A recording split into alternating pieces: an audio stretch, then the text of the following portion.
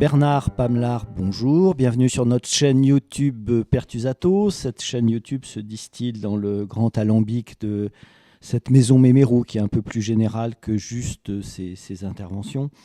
Alors c'est très exceptionnel que tu sois là, parce qu'en général on prend de la distance par rapport à l'actualité, on essaye de pas trop coller à tout ça, on prend du temps, on préfère avoir un peu de recul, mais ces élections présidentielles sont tellement essentielles, tellement importantes, l'enjeu nous semble si fort qu'on s'est dit on va quand même l'inviter, cette présidentielle, chez nous, dans cette chaîne YouTube. Et c'est pour ça qu'en tant que représentant de la FI locale, de la 4e circonscription de la Loire, on a voulu que tu sois là et on te remercie donc d'avoir accepté cette invitation. La première question que on voulait te poser, dans quel état est l'habitabilité de cette planète Terre aujourd'hui ?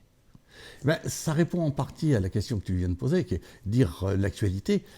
Notre démarche ne s'inscrit pas sur le mois d'avril, elle s'inscrit dans une histoire, l'état de la planète aujourd'hui, par rapport à tout ce qui s'est passé, et les enjeux.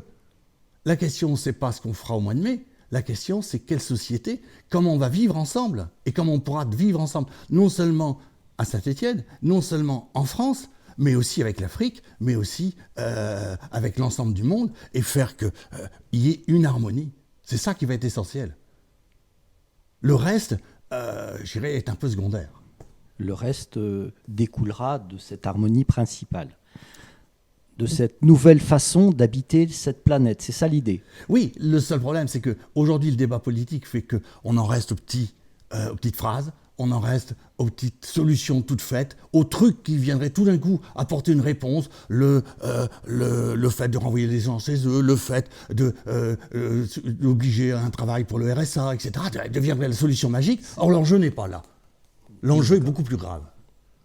L'idée globale de ce qu'on écoute de cette présidentielle, c'est qu'on s'intéresse beaucoup aux symptômes d'une maladie qu'on ne décrit pas, qu'on ne nomme pas et dont on ne veut absolument pas parler. Donc effectivement, c'est que des petits détails les uns les autres qui vont chercher de l'électorat par-ci par-là, mais la problématique globale n'est pas abordée.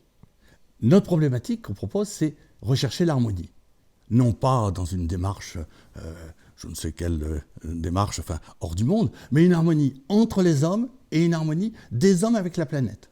C'est ça l'enjeu. D'accord. Est-ce qu'on sera capable de vivre ensemble entre les hommes ? Est-ce qu'on sera capable de laisser une planète pour demain ? Alors, c'est les deux enjeux qui vont être essentiels.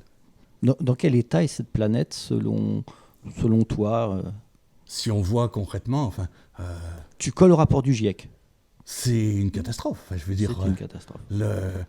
On voit le problème de sécheresse qui arrive d'actualité, mais c'est le problème de sécheresse de ces jours-ci, ça remonte à comment le climat, ça remonte au problème de comment on a géré l'eau, ça remonte au problème de répartition de l'eau sur l'ensemble de la planète. Et on voit comment en Guyane ou comment dans les Antilles le problème de l'eau se pose. 3 jours sans eau, on meurt. Donc la question, c'est pas simplement est-ce qu'il va pleuvoir demain matin ou après-demain, comme le dit la météo, mais la question, c'est dans 100 ans, qu'est-ce qui va rester ? Et ce besoin de calmer les choses, ce besoin de donner du sens, c'est la recherche d'une harmonie.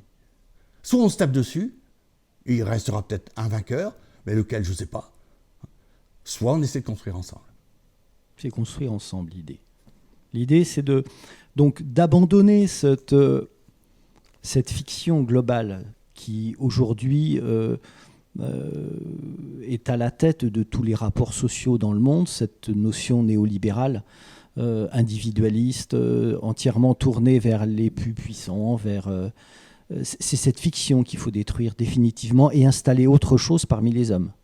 Si dans mon immeuble, je dis que je suis le plus beau, le meilleur, le plus intelligent, et que mon voisin c'est un con, et que l'autre de l'autre à côté vient de je ne sais pas quel pays, ou de la femme d'à côté qui est totalement si j'ai un problème de dégâts des eaux, je vais être bien dans la merde parce qu'il n'y aura personne pour m'aider. Si au contraire, avec mon voisin, j'ai des relations dans lesquelles je tiens compte de son histoire, j'essaie de pointer ce qu'il peut m'apporter, dans lequel je vais quelquefois dire des choses, de désaccord, et lui il pourra me le dire aussi. Et on vivra ensemble. Le jour où il y aura un dégât des eaux, on sera ensemble pour y répondre. C'est ça l'enjeu de la planète.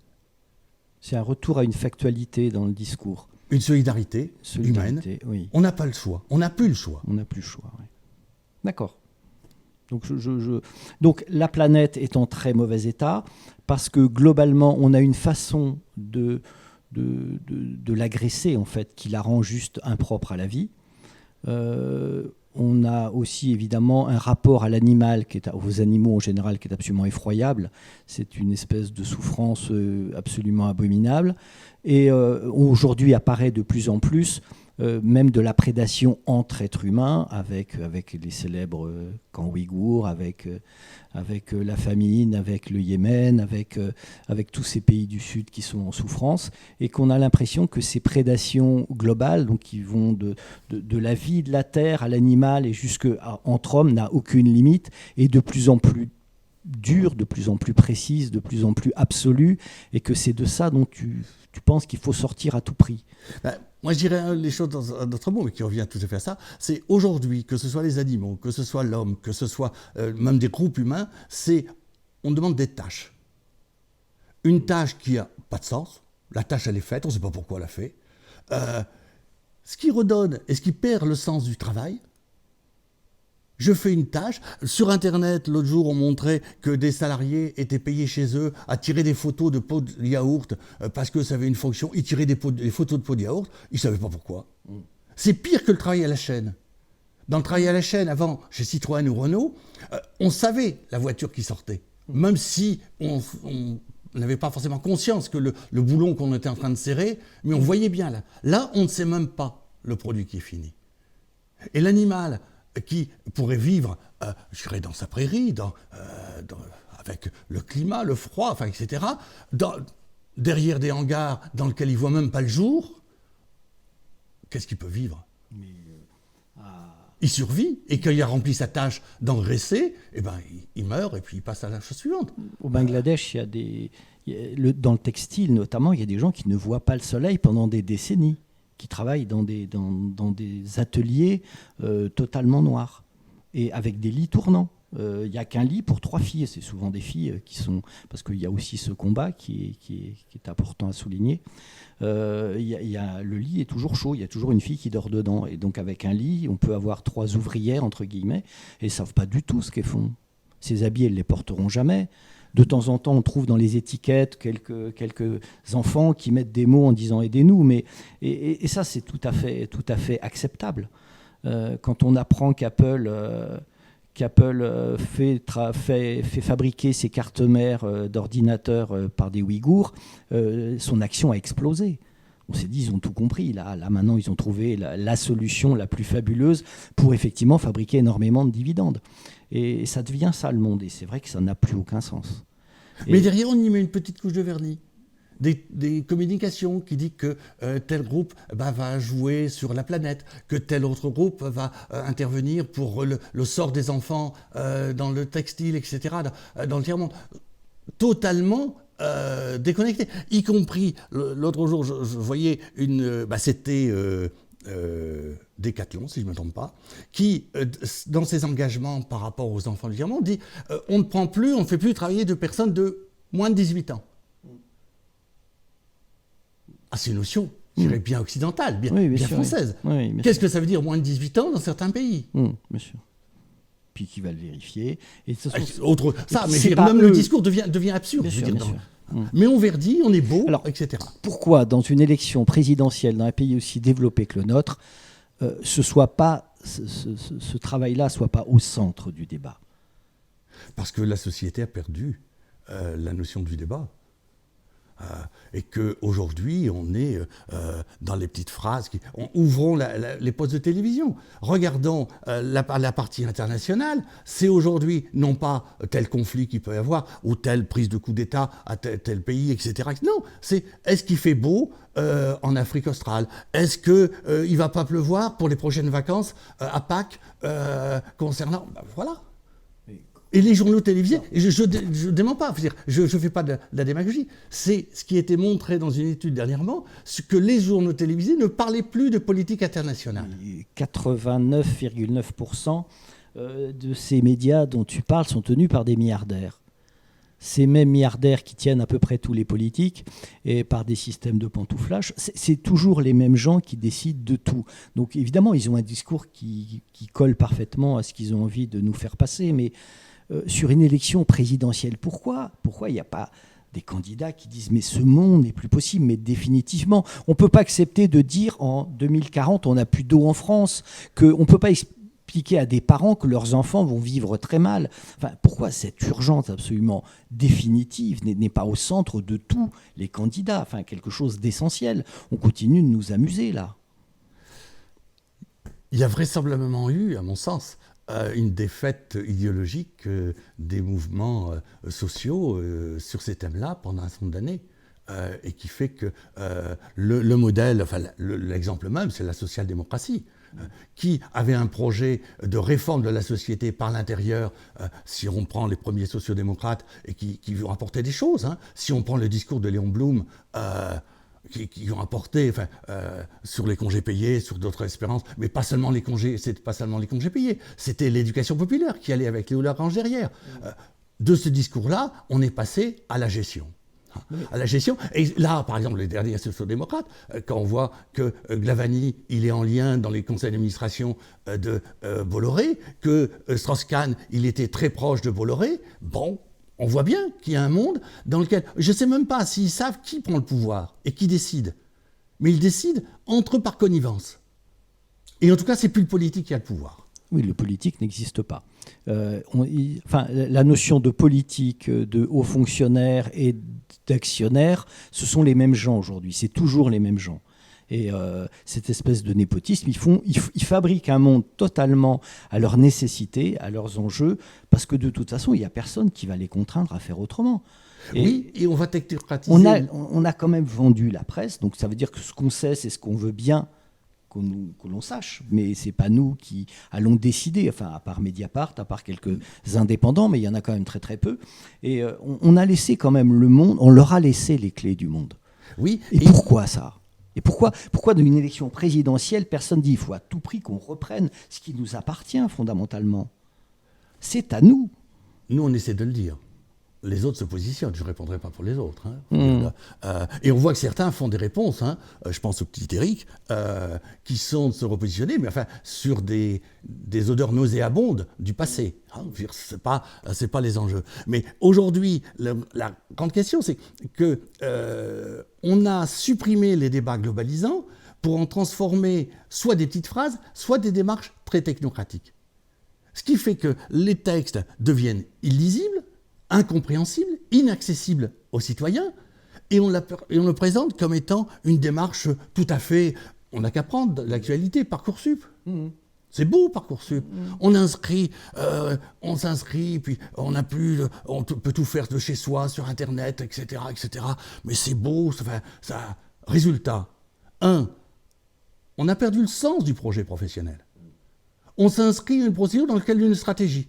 Je vois même pour la branche où j'étais, ou l'éducateur spécialisé, dans lequel la formation conduit maintenant à une reconnaissance de Master 1, ce qui fait que l'objectif pour certains, c'est pas de devenir éducateur, c'est d'obtenir un Master 1. Ce qui fait que, conséquence, et on peut voir la même chose sur les infirmiers, 25% des personnes qui s'inscrivent en formation suite à Parcoursup sur ces formations ne vont pas jusqu'au bout. Gâchis, perte de sens. Et ceux qui voudraient faire ces métiers se retrouvent ailleurs, dans des gâchis. Mais on a des textes tellement compliqués, tellement faits, on pense qu'on a la solution. On demande par exemple à Parcoursup 2 éléments, mais qui sont des exemples, mais qui sont débiles. La première, les notes au bac. Quelle note au bac? Parce que la note au bac va être quelque chose d'essentiel dans le projet professionnel. Moi qui étais formateur de formation professionnelle, dans tous les métiers, je dis c'est une connerie. Mais ça ne fait rien, on le fait. Ce qui fait que si à 40 ans, vous voulez être infirmier, en reconversion professionnelle, il faut passer par Parcoursup. C'est-à-dire qu'il faut que vous retrouviez les notes que vous avez eues au bac. Bon. Et alors, vous avez bien la possibilité de faire un petit CV pour montrer votre parcours. 10 lignes.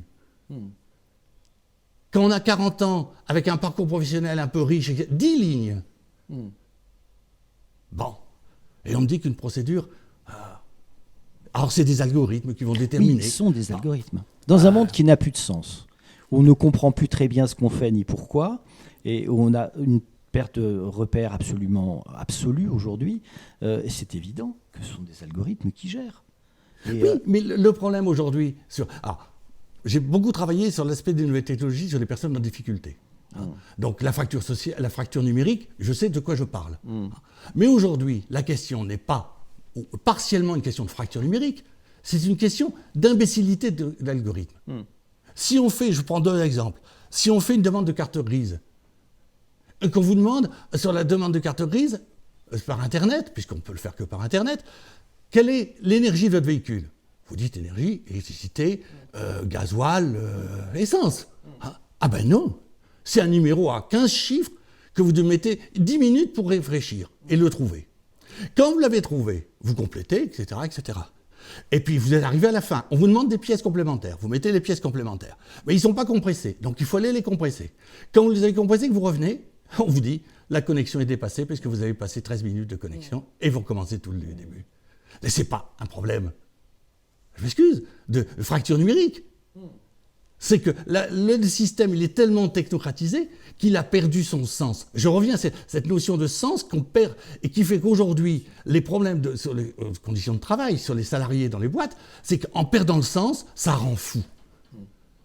J'ai vu des éducateurs, ça fait 20 ans qu'ils sont sur le terrain, tout d'un coup se retrouver hospitalisés en psychiatrie. Parce que dans leur boîte, on leur disait tout d'un coup, la règle avait changé, procédure, la procédure, c'est important.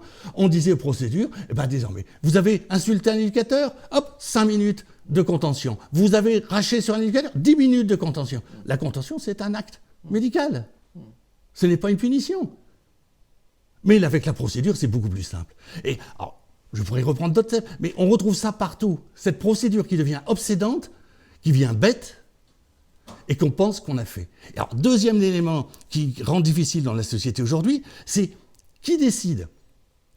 J'ai été toujours frappé, quand je rencontre des salariés du conseil départemental, c'est de dire, alors la première fois j'étais étonné, j'ai plus de N+3. Je sais quoi ça? N+3, S+4. C'est le niveau d'hierarchie.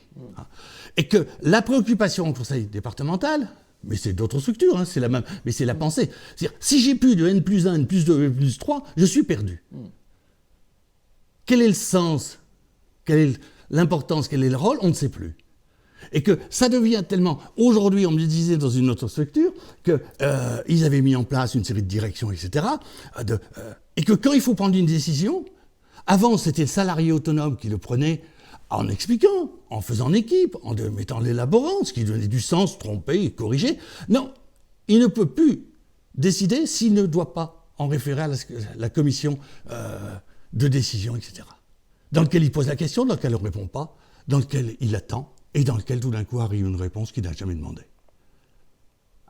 C'est ça, aujourd'hui, sur l'ensemble de la société. J'ai vu sur des ministères, sur des réformes dans les diplômes, etc., des choses qui étaient avec difficulté, mais qui étaient faites en collaboration avec les gens de terrain, etc. Aujourd'hui, il y a des réformes qui se font avec des cabinets, ou avec l'AFPA, des réformes du travail social qui se font avec l'AFPA, qui a des compétences, d'ingénierie, mais sûrement pas, à mon sens, de travail social. Et arrivent des solutions, alors toutes faites.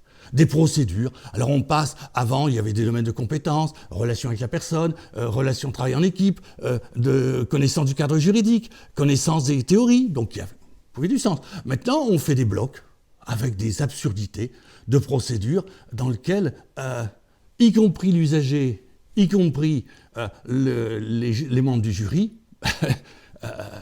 ne savent même plus comment juger et se disent, pour y arriver, j'ai eu le cas d'un élément sur un jury, pour y arriver, on s'est dit, bon, on va mettre de côté tout et on va faire le truc à notre sauce et après on va le remasquer et le présenter comme la procédure nous le veut, comme ça c'est...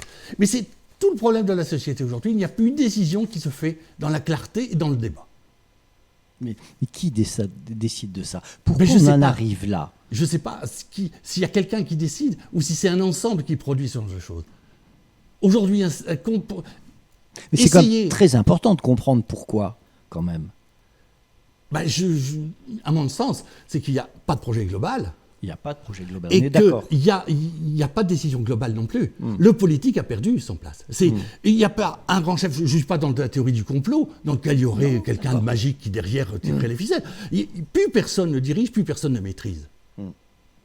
Donc c'est une adaptation permanente à très court terme à des tout petits problèmes qui arrivent les uns après les autres sans du tout savoir où ça va. C'est ça l'idée. C'est quand quelqu'un fait une demande de prestation à la CAF, la galère c'est de trouver à qui je vais le faire, comment je vais le faire et comment je vais entrer.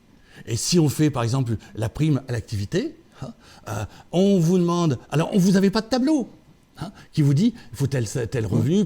Non, quel est votre revenu? Quelle est votre situation? Et puis vous tirez comme au casino, toc, ah ben non ça marche pas. Quel est le sens de tout ça? Rien. Et dans ces élections présidentielles, on n'aborde pas ça du tout. C'est très... on reste dans ce que tu es en train de décrire, des petites choses par-ci par-là, des mesurettes par-ci par-là, des adaptations par-ci par-là, des projections sur des choses dont on se moque totalement.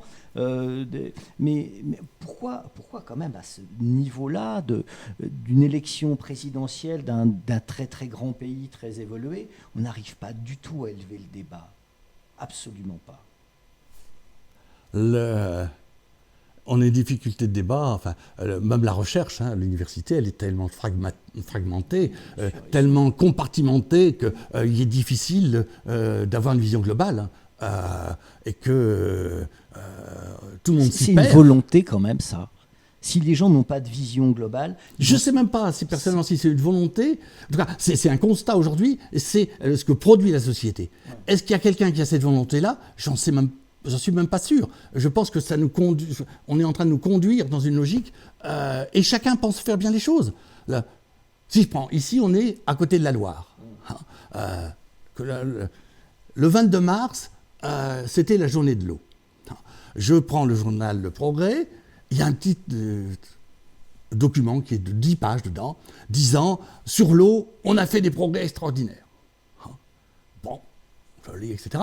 Puis dans le bas, je vois que c'est Green, machin, truc, mèche, sous-groupe de Veolia, qui fait de la communication sur son action. 15 jours après, j'ouvre Le Progrès, qui est un journal, je ne fais pas mais qui dit, attention, dans la Loire, ici à côté, elle se porte très mal, parce que y a des problèmes de pollution qui viennent de l'agriculture, qui viennent de Haute-Loire, et que dans la Haute-Loire, tout paraît très bien, parce que le fleuve se coule, mais qu'ici, il y a le barrage de Grandjean. Et dans le barrage de Grandjean, ça fait barrage. C'est pas le barrage qui pose le problème. Barrage qu'on n'a plus droit de vider. Et qu'on n'a plus le droit de vider. Parce qu'il est trop dangereux pour ce qui se passe dessous après. Tout à fait. Mais ce qui fait, et là, quand ça s'est vidé dans les années 60, la dernière fois 60, 67, je ne sais plus la date, c'est une pollution générale de la Loire jusqu'à Saint-Nazaire, parce qu'il y avait une pollution très forte. Alors, on dit, mais quelle est la réponse? Alors, on tourne la page. Ce matin, toujours dans Le Progrès, ils disent, mais il y a aussi une pollution historique, industrielle. On retrouve dans la Loire des sédiments qui sont issus de l'acier, du charbon. On est en train de laver l'Ondaine avec la flotte, et ça mettra plusieurs siècles. C'est pas moi qui le dis. Enfin, je veux dire, et que par rapport à ça, on a deux solutions. Soit dire, le problème de l'eau, c'est ce qu'on fait dans le programme, c'est un problème global. Il faut le prendre dans toute sa grandeur. C'est les problèmes d'eau qui va, de pluie, les problèmes de sécheresse, les problèmes de pureté de l'eau, le fait qu'il y ait peut-être une seule structure qui gère tout ça. Et non pas une multitude. Les problèmes que là où on pompe l'eau, il faut peut-être s'assurer que le terrain autour ne soit pas pollué. Le fait que quand on a mis l'eau, etc., il n'y ait pas des fuites d'eau dans les quartiers. Que les petites communes qui n'ont pas les moyens, qui sont aujourd'hui les plus principales responsables de la pollution de la Loire, non pas parce qu'elles polluent plus, mais parce qu'elles n'ont pas les moyens de dépolluer leur eau, fait que si on ne les aide pas, et s'il n'y a pas des réponses par rapport à ça, on ne changera rien dans la démarche. Et si après, qu'est-ce qu'on fait dans le coin?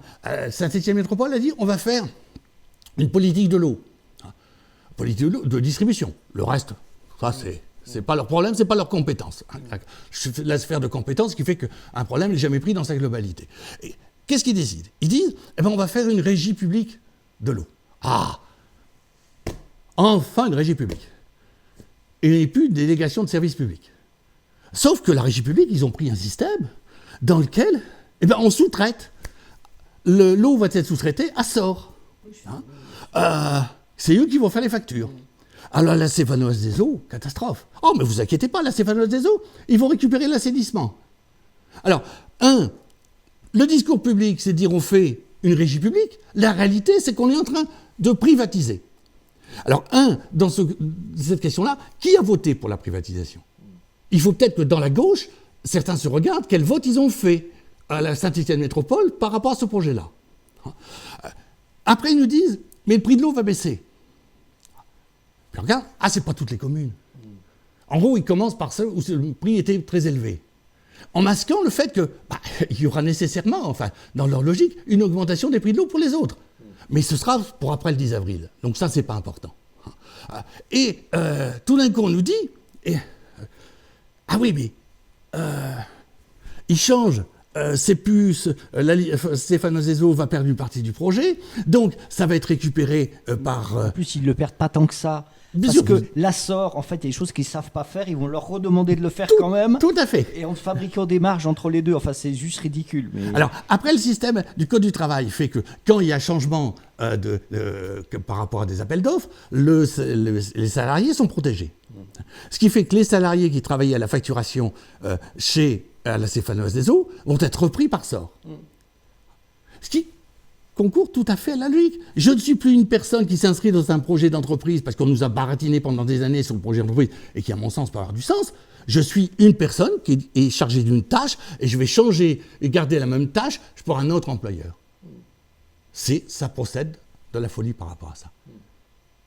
Et que là, le problème qui va se poser, qui se pose nécessairement par rapport aux élus, sur Saint-Étienne Métropole, c'est la lisibilité démocratique de la décision, la lisibilité, permettre aux citoyens de comprendre ce qui se passe et de ne pas le masquer par des couleurs de peinture verte ou je ne sais pas quoi, pour masquer des propositions qui sont de la privatisation du service de l'eau à Saint-Étienne.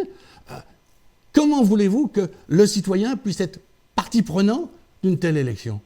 Après, on est étonné même si ce n'est pas le même niveau, qu'au conseil régional, il y a tant d'abstentions.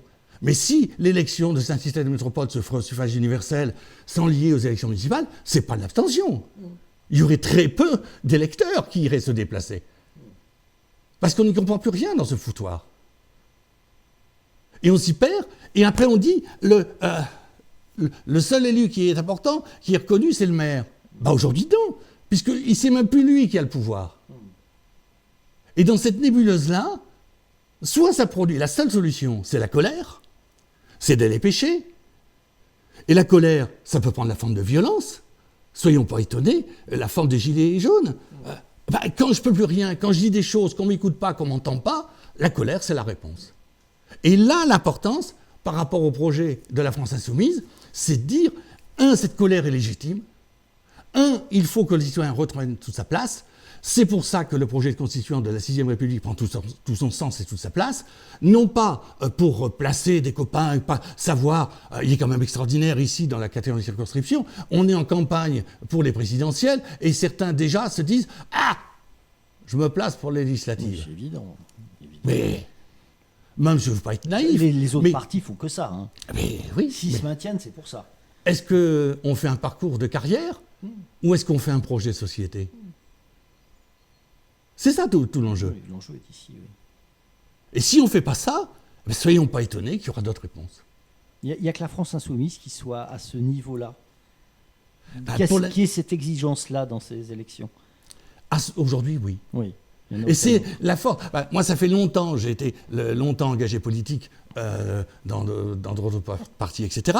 J'ai pris de la distance parce que, en particulier au moment du projet européen, où cette même démarche un peu de technocratie, d'éloignement du citoyen prenait toute sa place, et je m'aperçois qu'aujourd'hui, la seule dynamique qui existe, c'est celle de la France Insoumise, là où se pensent des choses, là où se disent des choses, quelquefois avec des débats, quelquefois avec des contradictions, quelquefois avec des tensions, mais au moins elles se disent et se vivent, il y a de la vie et il y a de l'avenir par rapport à ça.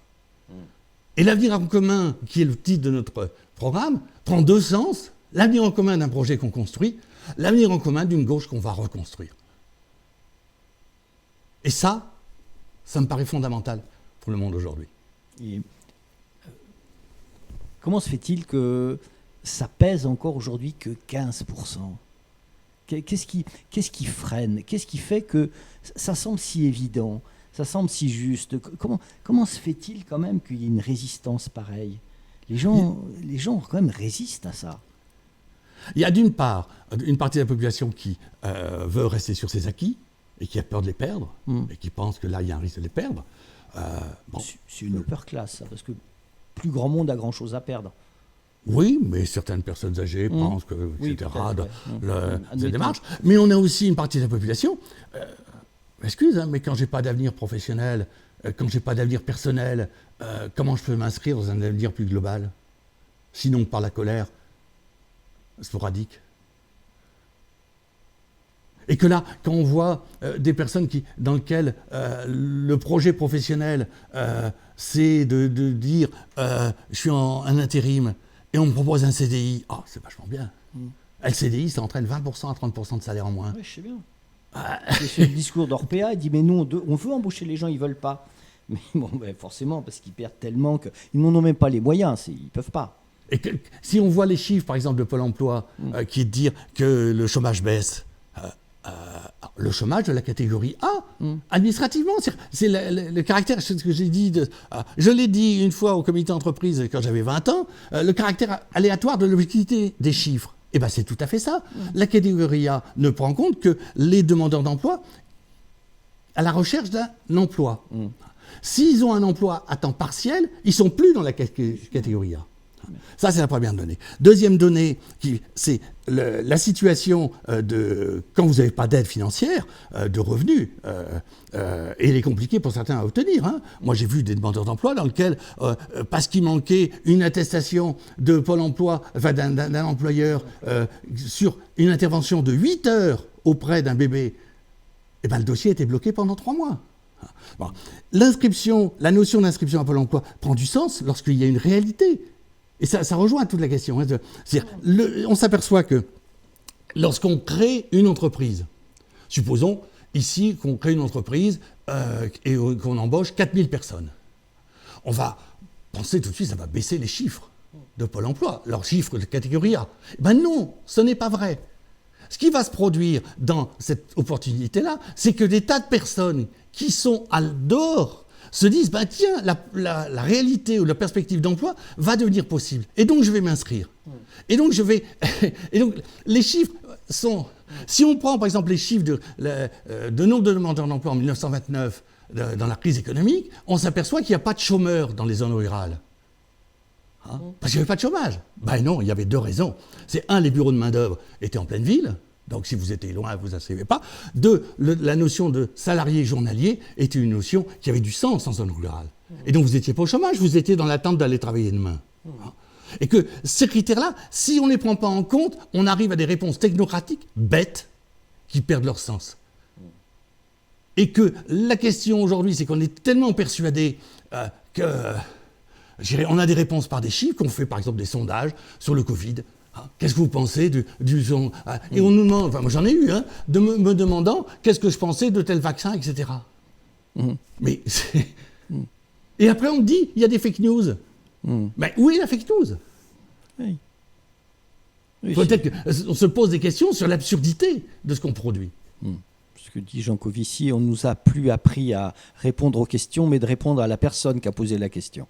Et on est toujours dans cette ambiguïté. Mais pourquoi quand même, qu'y a-t-il dans ce projet France Insoumise qui malgré tout soit fait peur, soit inquiète, je ne sais pas, mais pourquoi massivement il a du mal à s'imposer? On est toujours en 2017, c'était déjà borderline et puis ça n'a pas fonctionné. Et là, on se dit peut-être, mais le temps presse et on est quand même au bord du bord. Et si, je ne sais pas, est-ce qu'il y a quelque chose qui l'expliquerait? En dehors peut-être d'une volonté des médias mainstream de faire tout ce qu'ils peuvent pour essayer d'abîmer l'image de Mélenchon, du candidat Mélenchon. Est-ce qu'il n'y a que ça, ou est-ce que peut-être dans la façon dont c'est raconté, quelque chose n'est pas si clair que ça pour l'électorat?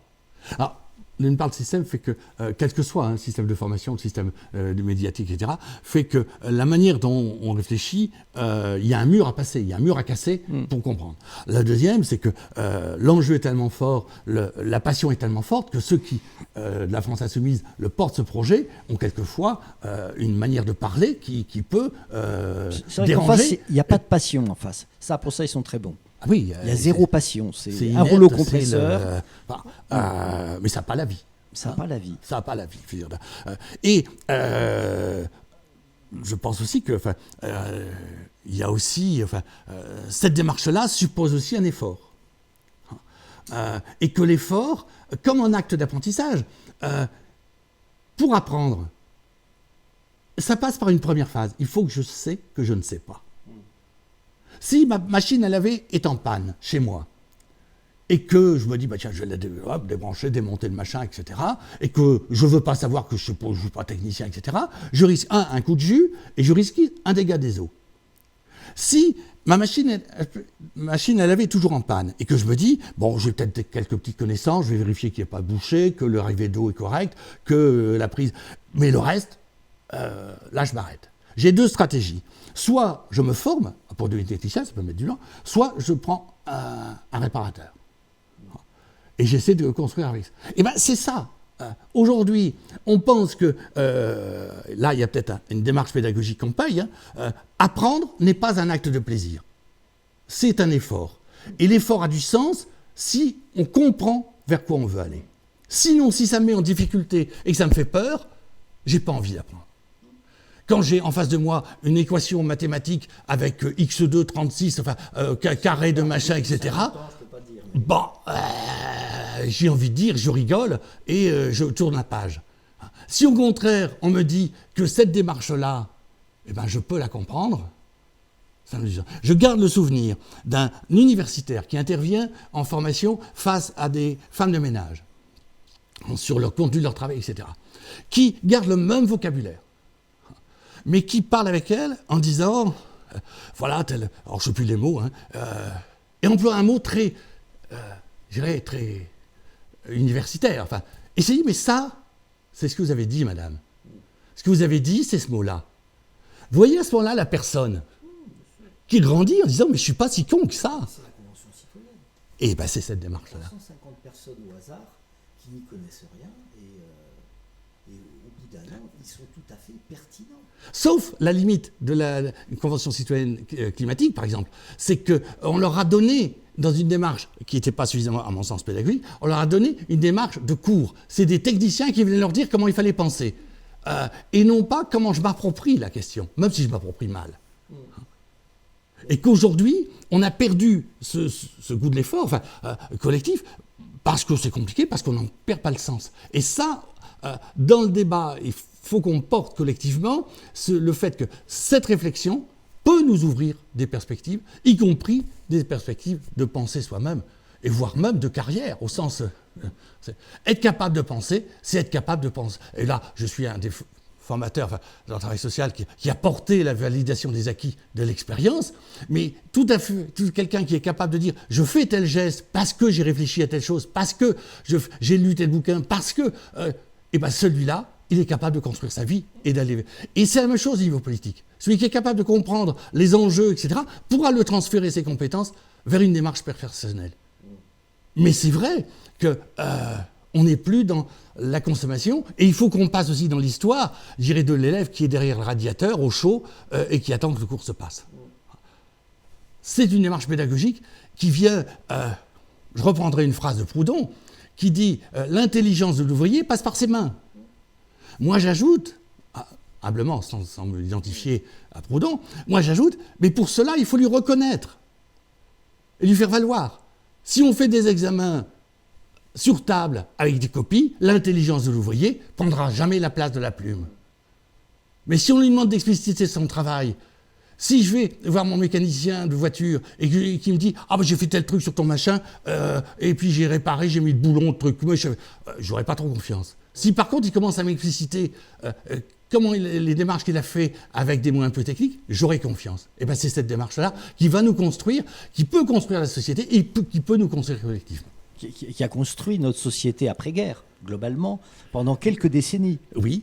Avant que ce néolibéralisme des années 70 déferle sur le monde et change les donnes politiques, les donnes financières, etc., mais aussi de façon très intime, nous explique quel rôle on doit jouer dans ce monde-là. Et ça, c'est vraiment très destructeur. C'est qu'en fait, on n'est plus rien. On ne fait que servir un ordre dont on ne comprend absolument pas les tenants et les aboutissants. Et peut-être cette idée de la France insoumise, aujourd'hui, a une chance, ces idées ont peut-être une chance de reprendre du corps, parce que tout simplement le système s'effondre et que cette fiction qu'on nous a imposée, parce qu'elle a vraiment été imposée de façon massive dans les années 70 et jusqu'à maintenant, elle est en train de s'effondrer. Le climat s'effondre, la biodiversité s'effondre, les inégalités sociales deviennent vertigineuses, l'esclavage redémarre, les camps de concentration partout dans le monde reprennent du service, les incendies en permanence, les océans sont en train de devenir trop acides pour que la faune... Ça s'effondre. Et là, peut-être effectivement que c'est peut-être pour ça que la France insoumise arrive un petit peu aujourd'hui à galvaniser les troupes, et peut-être pas encore assez, parce que ça va peut-être pas encore juste assez mal, mais c'est là son endroit, j'ai l'impression. C'est là qu'il se positionne. Oui, d'autant plus qu'on associe à cette démarche de réflexion les faits de dire qu'il faut réfléchir aux problèmes institutionnels. Je prends un autre exemple dans l'histoire, mais qui revient à ça, puisque tu as évoqué l'après-guerre. L'après-guerre, la démarche autour du mouvement coopératif, où il y a eu le mouvement coopératif des consommateurs, des coopératives de production et des coopératives agricoles. Et trois réponses différentes en termes de pouvoir au sein de la coopérative, mais qui produisent des choses. Les coopératives de production, les coopératives de consommateurs disent « un homme, une voix ». Les coopératives agricoles ont fait le choix, une voie en fonction de ce que j'apporte comme produit. On a aujourd'hui ce choix-là, structurel, de l'organisation et la manière de voter, produit aujourd'hui les dérives du monde agricole. Oui, bien sûr. Et ce qui fait que plus personne ne maîtrise, il n'y a plus un agriculteur qui maîtrise ce que fait sa coopérative. Il faut bien comprendre comment ça arrive, cette histoire. C'est vraiment... suite à ce capitalisme industriel du 19e, arrive, parce que ça dégage des capitaux absolument considérables, un autre capitalisme, qui est le capitalisme financier, qui devient fou, qui est hors sol, qui ne veut plus rien dire, qui n'a plus aucun sens. Il s'effondre aux États-Unis donc en 1929. Roosevelt se débrouille comme il peut, de façon pas si con, rien castrant vraiment l'État dans l'économie américaine. Bon, en Europe, c'était un fiasco. On n'a absolument pas été capable de résister. On a vu tous ces nationalismes effroyables voir le jour.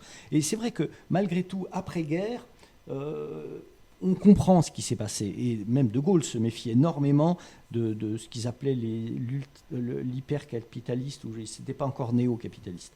Mais effectivement, là, on s'intéresse aux gens. On fabrique la sécurité sociale, ils ont des vacances. On commence à se dire qu'il faut remettre à tout prix l'humain au centre du débat. Et c'est pour ça qu'il y a 30 décennies plutôt intéressantes où les gens vivent. Mes parents ont été upgradés complètement. Ils sont nés en travaillant dans une usine et ils sont finis fonctionnaires dans des conditions tout à fait honorables. Il y avait cette volonté de remettre l'humain au centre. Et c'est vrai que ça n'allait pas du tout dans le sens du néolibéralisme qui voulait reprendre la main. Cette main, comme globalement il était responsable de cette dernière guerre, très massivement, il avait plus la main, après il n'osait pas, donc il a laissé le communisme, il a laissé Ambroise Croizat et tout. Mais depuis les années 70, il reprend la main, et on arrive à ces bulles spéculatives qui vont s'effondrer. On revient à cette folie et on revoit naître effectivement tous ces mouvements extrémistes, nationalistes forts. Et voilà, la France insoumise, tu penses que vraiment elle est là, à cet endroit-là, pour dire nous on veille au grain et on va remettre autre chose en place? Oui, et puis elle est née, fortifiée par, souvenons-nous, du discours du Bourget. de notre ami qui dit « mon ennemi, c'est la finance Mm. Et qui le lendemain, le lundi matin, fait le contraire et devient « ma finance, c'est mon ami les lois El Khomri, etc. Et que là, les mouvements sociaux et la gauche doivent se regarder dans un miroir. Elle ne peut pas simplement dire « on ne savait pas ou on s'adaptait, Non, le on marché, peut pas. etc. » Et On peut pas, excuse-moi, je te coupe. On peut pas avoir une gauche qui soit néolibérale, qui accepte cette loi du marché. À un moment donné, il faudra choisir oui. s'il faut casser ou pas. Et c'est ça qui doit faire peur. Et je comprends que les gens aient des réticences. On dit qu'est-ce qui va se passer demain? Est-ce que nos pensions vont être assurées? Est-ce que ceci, cela? Mais de toute façon, tant qu'on n'aura pas le courage de dire que cette fiction néolibérale doit être cassée sans condition pour arriver à passer à autre chose, on ne pourra pas y arriver. Et ça, je crois qu'il faut avoir le courage de le dire. Oui. Et c'est tout le débat, ça revient à tout le débat sur l'Europe. Oui, enfin, de toute façon, c'est la même Lequel, fiction. et soyons pas étonnés qu'il y ait une abstention forte sur ces élections-là. Je veux dire, c'est un non-sens en termes d'organisation. Alors que le projet européen peut avoir du sens. Bah oui, carrément, évidemment. Donc, mais tout le débat idéologique, c'est de savoir si on arrive à sortir de cette ornière-là et en même temps sans enfermer dans un discours entre soi, quoi. Il faut qu'on reste ouvert à des difficultés. Il ne s'agit pas on ne peut pas simplement dire, par exemple sur la délinquance, qu'il n'y a pas de problème de sécurité. Même si c'est marginal, même si, en termes de statistiques, même si la délinquance est liée au problème d'accroissement des inégalités, mais au quotidien, dans cet quartier, comment on répond à ça? Non, mais il faut être... Et c'est sûrement pas par les caméras, les machins, etc. Il faut réfléchir à une réponse plus globale. Il faut une réponse globale. Deligny disait, si face aux délinquants, on joue aux policiers, on joue aux cow-boys, ils joueront aux Indiens. Si on joue aux prisonniers, enfin aux surveillants, ils joueront aux prisonniers. Mais c'est la conséquence d'un abandon, fondamentalement, cette délinquance de quartier. Ces gens sont abandonnés. C'est deux réponses. C'est des gens abandonnés, un système capitaliste qui reprend ses racines. C'est le travail des enfants, c'est le travail des femmes, c'est l'exploitation, c'est le travail au noir, c'est qui s'exprime dans les quartiers. C'est le blanchiment, enfin, je veux dire, blanchiment dans les quartiers, mais aussi dans des banques, etc. Enfin, et que on retrouve là la naissance du capitalisme au sens le plus. Bien sûr. Et comment on arrive, parce que c'est vraiment ça l'enjeu, c'est le récit. Est-ce que cette France insoumise arrivera à imposer un récit qui est beaucoup plus construit, beaucoup plus intelligent, beaucoup plus factuel, et se débarrasser de toutes ces sempiternelles petites choses qui gênent un quotidien et qui semblent devenir tellement importants que ça devient ça, la politique. Alors que ce sont que des épiphénomènes, c'est presque rien, en fait. J'ai été étonné ce début de week-end-là, l'intervention de la presse, de plusieurs journalistes, sur Mélenchon à Marseille, faisant référence, regrettant le Mélenchon de 2017 à Marseille, avec le discours sur l'ouverture sur l'international, sur le monde, sur la mer, la Méditerranée. Et oui, il finit par le pic de la Mirandole, je me souviens. Oui. Qui était en plus magnifique, mais qui redonne tout le sens du politique. Et qui donne envie d'aller voter. Mais ça donne envie d'aller voter, mais alors là, excuse-moi, ça donne pas assez envie d'aller voter. Il faut être clair, ça pèse très péniblement 15%. Et pourquoi ça n'arrive pas à peser plus? Pourquoi ça semble si clair? Qu'est-ce qui fait que ça résiste? Moi je pense, quand on boite sur sa vie personnelle, sur ses projets personnels, etc., c'est difficile de s'inscrire dans un projet collectif. La réponse est là. Je n'ai pas dit que la réponse était que là. Et après, il y a sûrement, sur le plan des idées, j'aime bien, par exemple, le monde diplomatique. Il y a certaines approches, donc on pourrait être assez proche. Il y a certaines approches qui m'énervent. Et qui me semblent très hors du réel. Je veux dire, très universitaires et qu'on aurait peut-être gagné à s'ouvrir et non pas à s'enfermer dans des théories qu'on recherche ou... Oui, il y a une responsabilité là-dedans quand même. de manière de penser qui... Est-ce que si d'aventure ça ne le faisait pas, si Macron repassait, ce qui malheureusement est une hypothèse crédible, est-ce que malgré tout tu penses que ce qui a été fondé là, notamment par la France Insoumise, dans ces élections et dans tout ce travail qui commence à être ancien maintenant, est-ce que là, il y a quelque chose qui va naître, quelque chose qui va grandir, quelque chose qui va s'imposer tout doucement dans la façon dont on pense le monde de façon massive? Il y a le constat, il y a une vie. Il y a des gens qui se rassemblent.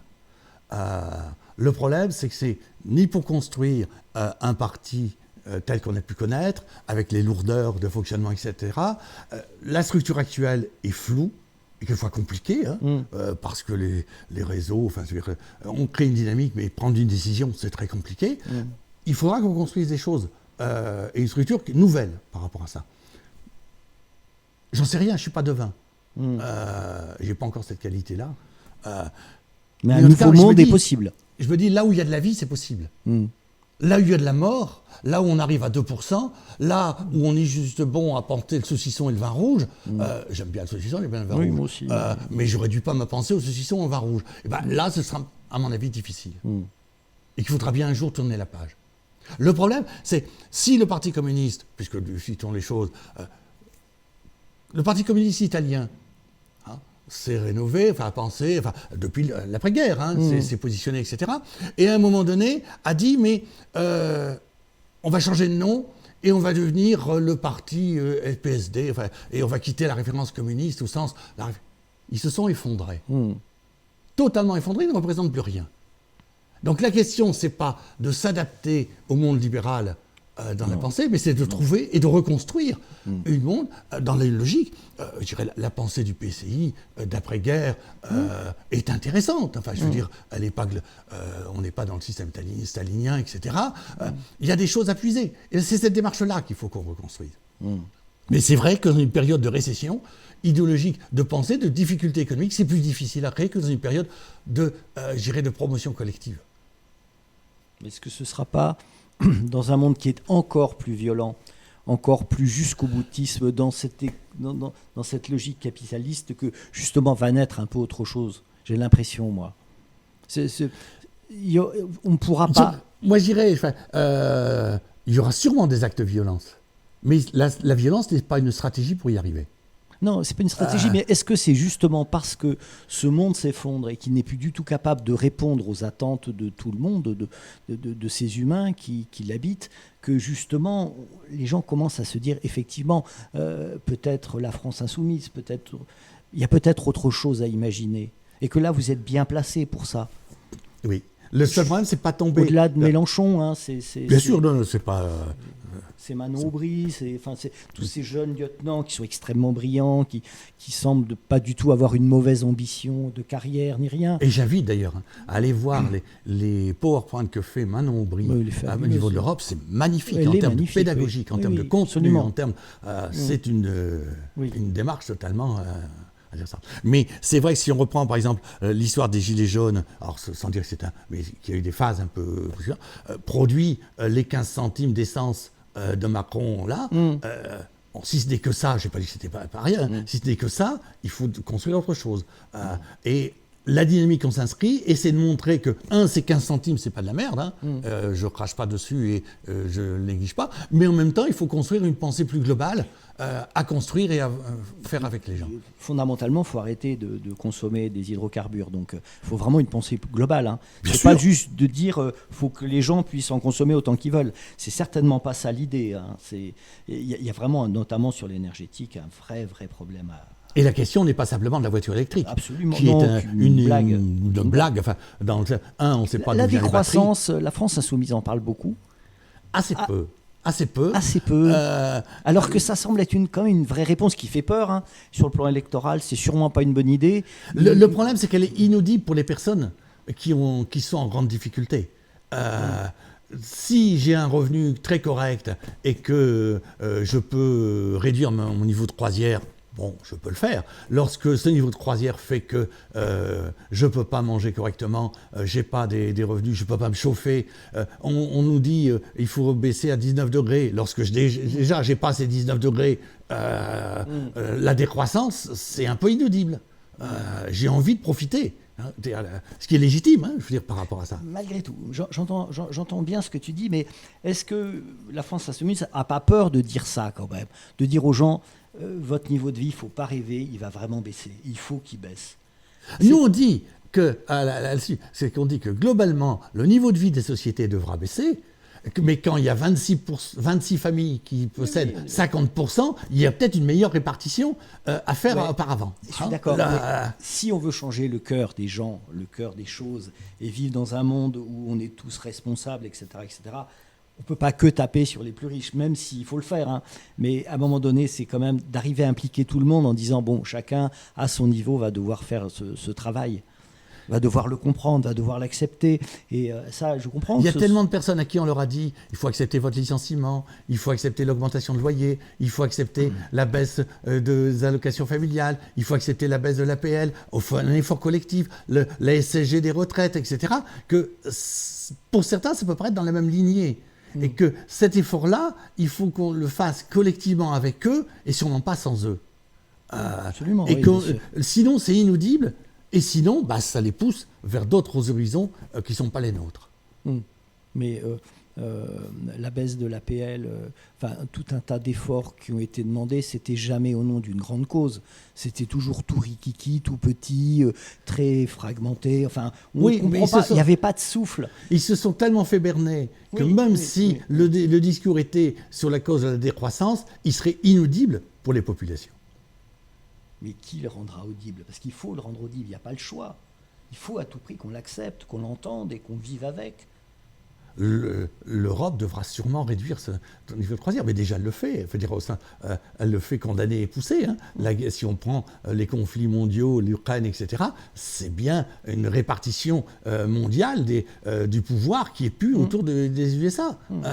Et que l'Europe devra se poser des questions. Si on voit aujourd'hui, par exemple, la position des pays face à l'Ukraine, le positionnement, et qu'on regarde l'Afrique, on se dit qu'on aurait peut-être vite fait bien fait, et c'est pas seulement l'achat d'armes aux Soviétiques, aux Russes qui vient éclairer ça. L'Afrique, il faut qu'on se tourne vers eux, sinon ça va nous péter à la gueule. Mais oui, on a beaucoup de mal à s'imposer là-bas. Mais il faut peut-être... Mais Bernard, pour que les gens votent pour la France insoumise, il va falloir quand même vraiment les faire rêver. Vraiment, ce monde, cet autre monde est possible, pour reprendre le vocable. Il faut vraiment qu'intimement, tout le monde le ressente. Se dire, moi, je fais partie de ce mouvement qui est un peu merveilleux, qui est un peu incroyable, qui est un peu inédit. Il faut à tout prix que ce message-là, avec quelque chose peut-être de naïf, d'un peu extraordinaire, fasse briller les yeux et qu'à un moment donné, on dit, on va y aller, quoi. C'est ça qu'il faut. Il faut le faire avec. Je prends un exemple qui n'a rien à voir, mais qui a tout à voir. L'exemple de Clairvaux, la centrale de Clairvaux, au début du 19e, dans lequel on a mis des cages à poules. C'est ces grandes salles où il y avait à peu près 200 détenus qui dormaient ensemble et dans lequel on a créé des cages à poules pour les isoler, des cages qui faisaient 2 mètres et 1 mètre de large. Enfin, les surveillants disent, et si on va au musée de la centrale de Clairvaux, nous disent que quand ils rentraient, c'était 200 détenus avec un pot de chambre, etc. Les odeurs innombres, etc. C'était affreux. Et quand on le voit, l'image, c'est affreux. Enfin, je veux dire, quand on écoute les détenus, ils disaient... Quand on a introduit les cages à poules, enfin on peut dormir sans être agressé et faire une nuit entière sans avoir peur. Donc si j'ai été à Clairvaux et que je leur dis supprimons les cages à poules au nom de la liberté, au nom de l'hygiène, au nom de la pensée, je ne serai pas à la hauteur de leur vie quotidienne. Il faut que le discours de la France insoumise s'inscrive dans ce discours de la vie quotidienne. Et non pas dans un discours parisien où j'irai... Mais je prends cet exemple de Clairvaux parce que c'est souvent j'ai montré cette photo. Non mais c'est bien ça l'idée. Comment ce discours, ce nouveau monde, comment il rentre chez les gens, dans leur intimité, de dire tiens, moi je vais faire partie de la France insoumise parce que c'est beau, parce que j'ai un espoir là-dedans, parce que là, ça me parle, parce que c'est moi. Il n'y a que comme ça qu'ils vont voter. Parce que c'est sincère en plus, mais il faut à tout prix arriver à ce niveau-là d'intimité avec l'électorat. Alors, j'ai peur que ça reste encore des idées, que effectivement les démonstrations soient impressionnantes, que les chiffres, alors même Mélenchon s'est plié à l'exercice de chiffrer, etc. etc. D'accord, tout ça on entend et c'est sûrement vrai, et ça pèse 15%, mais si on a envie qu'un jour ça en pèse 60, il va vraiment falloir qu'il y ait une proposition de cœur. Hein, moi j'ai constaté en 15 jours, et pas seulement en mois, enfin je veux dire, c'est le discours de Zemmour. Je ne développe pas parce qu'il est tellement Je te remercie. Ça me gênerait. Mais conduit que lorsqu'on va à Firminy distribuer sur le marché, des gens arrivent en disant je vais prendre des tracts, je vais en donner à mes fils. Oui. Même chose au Chambon, même chose à la Ricamarie, même chose à Saint-Étienne, à Carnot. Donc, le problème, c'est que c'est celui qui cristallise ça et qui permet ça. Mais il faut des prises de conscience à un moment donné. Il faut comprendre refaire comprendre à la population que Marine Le Pen n'est pas toute gentille. Même si elle a un discours sur le social, etc., elle n'est pas toute gentille. C'est moins effroyable que Zemmour. Je suis tout à fait d'accord. Et j'ai toujours défendu le fait que ceux qui votaient pour Marine Le Pen n'étaient pas forcément ni des fascistes, ni des salauds. Faut dire, sur Zemmour, je ne dirais pas la même chose. Mais il faut le comprendre, je veux dire, par rapport à ça. Et il faut qu'on arrive à trouver des points d'accroche. C'est compliqué. Il faut surtout pas... Et là, on a réussi. Enfin, quand je vois sur Saint-Étienne, ou sur le coin, on n'est pas la gauche bobo. Non, c'est clair. Qui vient avec des rangs. Moi, je garde l'image au moment des élections à Firminy, place du Breuil, présidentielle, des personnes qui arrivent avec un grand chapeau, une dame avec un grand chapeau, des messieurs avec des beaux costumes, et ils distribuaient des tracts pour Macron. Ils ne comprenaient même pas la sociologie, bête et méchante, de la population de la place du Breuil le jeudi sur le marché. Ça fait rire tellement de monde. La Française n'est pas ça. Lorsqu'on est dans les quartiers à Saint-Étienne ou à Firminy, on vient nous voir. Alors certains disent non, parce que mais je veux dire, on est au cœur de la population sans problème. Ça, c'est aussi une force. On n'est pas non plus une démarche intellectuelle, même s'il y en a chez nous. Enfin, je veux dire, on est bien une démarche ancrée dans les réalités et dans les difficultés.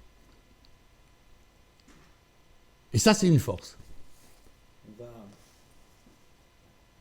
Lorsque, par exemple, il y a eu le Gambien qui a été assassiné à Saint-Étienne, il y avait des militants de la France Insoumise qui participaient à la marche. Oui, bien sûr, c'est évident.